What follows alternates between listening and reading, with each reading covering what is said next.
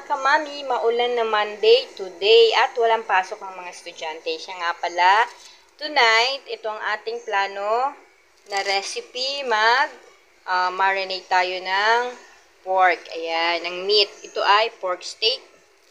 So, galing ako ng fresh option and tignan mo, malambot pa. At saka ito, bumili rin ako and ilang peraso ba ito, hindi ko na binilang. Pero mamaya, ready to marinate na ito mamaya and dito ko ilalagay kapag ima-marinate ko na. So, mga 5:30, ready to cook na ito mamaya. Mga 20 pieces pala lahat itong ating mga karne. Update ko kayo mamaya para sa ating iba pang gagawin today. Dito tayo mga kamami kasi niling tinapay sa bakery dahil maulan.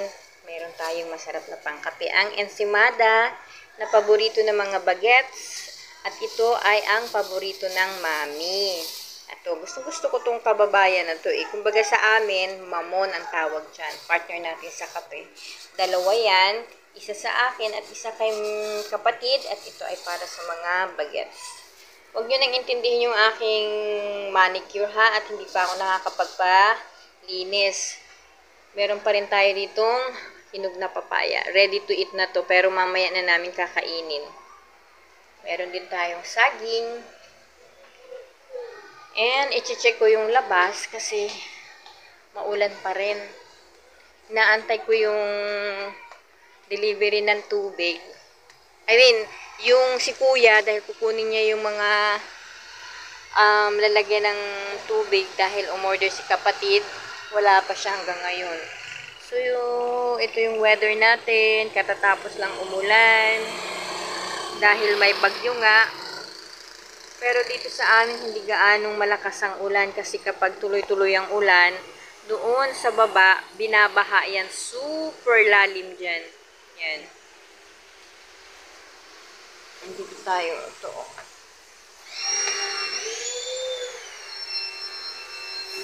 Nung nakaraang araw pala, naalala nyo nung isang beses, may ingay mga kamami, may naglilinis si kapitbahay doon. Gamit niya yung kanyang powerful hose ng tubig. Naalala nyo nung nakaraan na sabi ko lilinisin ko to, yung may mga lumot-lumot na dyan. Hindi ko na nagawa ng video ng isang araw dahil sobrang init. Siguro mga 10 AM ko na ginawa yun, sobrang tirik ang araw. Nawala sa isip ko na kuhaan ng video. Ayan. Medyo nalinis ko na. Nilagyan ko yan ng Sunrox sa ako Grenache. And yung ang aking basahan, ginamit ko with the balde at tabo. Yan lang naman ang nagawa ko. And hindi na ako bumaba doon dahil madulas. Baka ako'y madulas. Next time na lang doon linisan natin. And ito pa oh. Sa isang araw naman yan, gagawan ko siya ng video para makita nyo naman na talaga ako ang gumawa. Yung mga side-side dito, lagyan natin yan ng sabon, tsaka Sunrox para mawala yung itim-itim na yan. Yan ang ating gagawin sa isang araw. Tignan nyo itong ipil-ipil na to. Ang liit lang niya pero ang cute. Hinog na yung kanyang mga bunga. Oh. Meron pa siyang bago. May nag-iisang ipil-ipil. Pasok na tayo sa loob.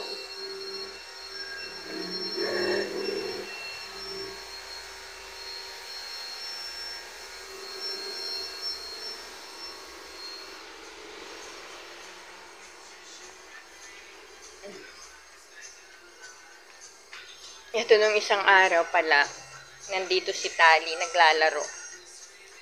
Hindi na iayos yung upuan.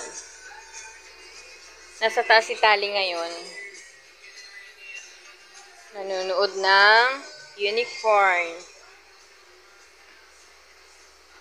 Ayos natin.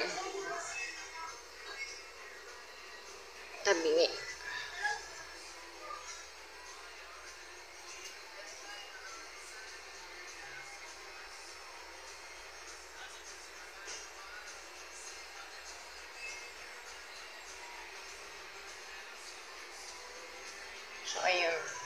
Nandun si kapatid sa kusina nag-a-arrange. And dito tayo sa labas. Tingnan natin yung ayun o, biglang umulan mga kamami. Diba galing ako sa labas? Ngayon biglang bumuhos yung ulan.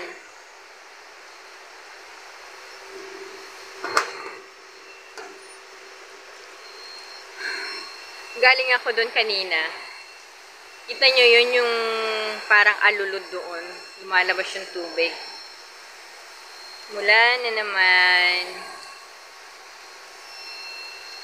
Tingnan natin tong ating kamatis dito. Kasi may nakita akong bunga kanina. Pag-check ko. Pero namamatay na yung puno niya mga kamami. Oh. Nalalanta na siya. Ito yung bunga niya. And meron din doon sa taas. Ayan. Tatlo pero maliliit pa rin. Kaya lang, sabi ni kapatid, mamatay daw sila dahil masikip. At saka maliit kasi yung paso. Sabi ko nga dapat sa malaking paso tapos maraming soil. Sayang naman si kamatis. Ang laki-laki na niya.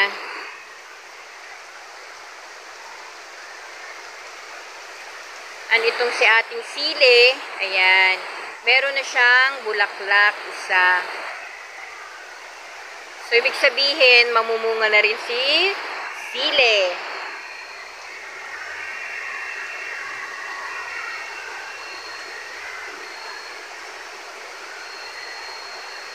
So, yan ating mga halaman. Ito, ang ganda ng halaman na to, oh. Gusto ko siyang ilipat sa isang paso kasi meron na siyang maraming mga puno. Nanganganak ba siya? Kaya ang ganda niyang ilipat para dumami.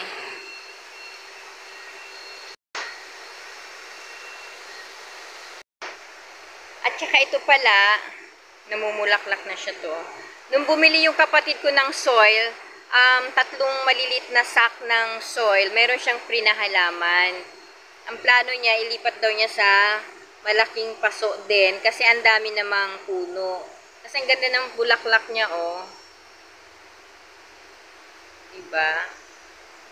Ito yung hinugasan ko kanina kasi nagluto ako ng pansit canton. Naulanan na. Lagay na natin dito. Ito ang next project namin ni kapatid. Tatanggalin namin lahat dito itong mga lutuan. Tapos, bibili nga siya ng lalagyan ng ang tawag doon, rack. Yung stainless rack, para dito niya ilalagay, tapos isasalansan na lang namin lahat ng lutuan. Para itong lugar dito ay malagyan ng ibang gamit, maluwag kapag nagluluto. So, ayan. Tsaka ito tatanggalin namin to, yung pinaglulutuan ng chicken at tsaka ng fries. Papalitan na kasi ang dumi na din, no? Hindi nila nagagamit, so kailangan nilang tanggalin to. So, mamaya, yan ang ating aayusin dito. Sa susunod na video na lang yan para meron pa rin tayong maging content, mga kamami. Wala pa rin si kuya. Ang tubig namin ay 1, 2, 3, 4, 5, 6, 7 na lang. Naantay pa namin siya. Meron pa rin dito mga damit, hindi pa masyadong natutuyo. Sa mga bata to eh, kailangan nang tanggalin yan mamaya. Siguro hapon, tuyo na yan. Kasi 2 days na yan today. Ang 2 days na today ito. Nag-drying naman yan, kaya lang hindi masyadong nakaka-dry yung drying namin. Kaya ang tagal bago ma-tuyo. 2 days, 3 days, lalo na pag makakapal yung mga isinampay dyan. Ito tayo sa loob. So, yun nga. Mamaya, itong ating lulutuin. Imamarinate. Kapatid ko na magmamarinate nito, hindi ako. Kasi yung mga kamay ko ay masakit. Tsaka siyang may alam ng mga ingredients. Ayan, no, nakababa na. Naka-ready na yung mga pang-ingredients ni kapatid. So, 5:30, lulutuin natin yan. O, ito mga kamami. Nag-open ng bread pan si kuya and hindi niya inubos. Pero may lamang basura sa loob. Can you please take the basura, kuya? Ayan, no? Sayang ang bread pan. Diba? Yan lang yan. Hanggang sa lumambot na mga kamami. And then, kinuha ko na si Mamon. Aakyat ako kasi i-check ko si Tali kung ano ang ginagawa. Pero alam ko, nag-watch lang yun ng TV. Ay, naku. Bakit tayo? Matanda na si Mami.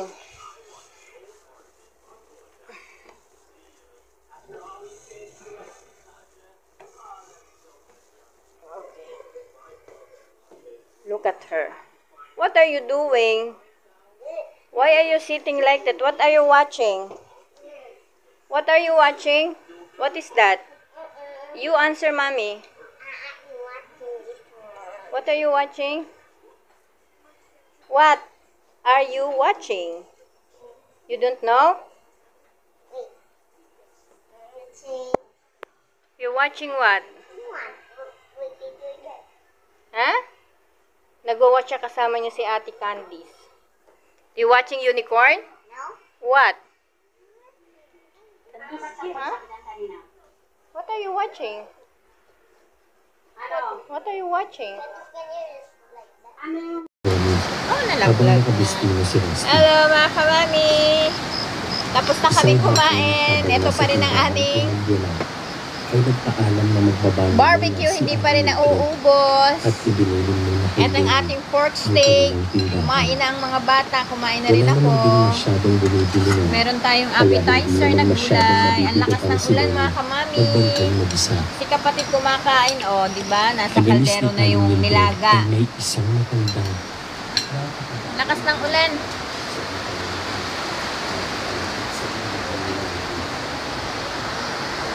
And nagbuhugas ako ng pinggan.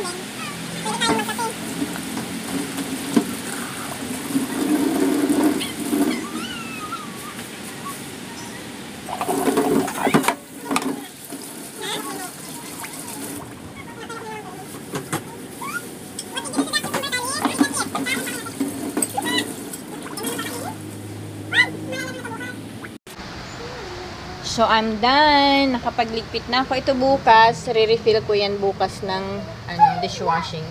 Kasi nasa galon eh. Malinis ng lababo. Ang kalan. Ito, yung rice cooker, binabad ko yung kanin. Bukas na yan hugasan. Kasi ang lakas ng hangin. See, kita nyo, oh, hinahangin yung mga kortina. Kanina nililipad lahat yan. And yung isang bata doon ay hindi nag-dinner pero active na active.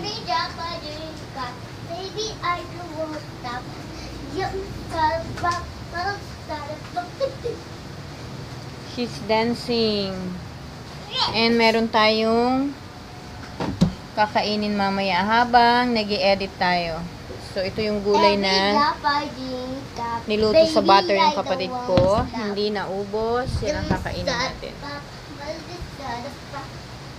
Come on, let's go. We need to go up na, anak. Because you need to take a bath. You smell, stinky na. Say bye-bye na to the people na. Goodbye, guys. Goodbye, guys. Say good night na po. Good night. Good night na po. Good night na po. Ay, scary. Good night. Akit na tayo mga kamami. Good night. Good night, people. But I bring my snack later.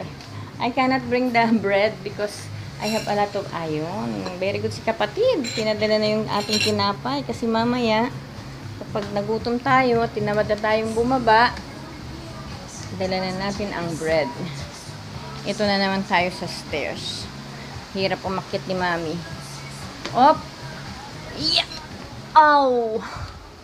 Bye-bye, people. Bye-bye, guys.